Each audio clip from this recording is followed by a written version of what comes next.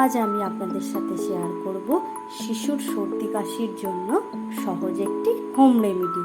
এর জন্য লাগবে তুলসী পাতা ও মধু। তুলসী পাতাগুলোকে ফার্স্টে ধুয়ে নিয়ে ছিটে নিতে হবে এবং 2 থেকে 3 চামচ জল মিশিয়ে নিতে হবে যাতে রসটা ভালো করে বের করা যায়।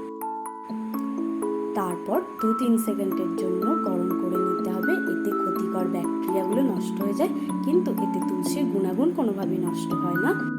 তারপর ঠান্ডা করে মধু মিশিয়ে শিশুদের প্রত্যেক দিন সকালে খাওয়ান, তাহলেই রেজাল্ট দেখতে পাবেন।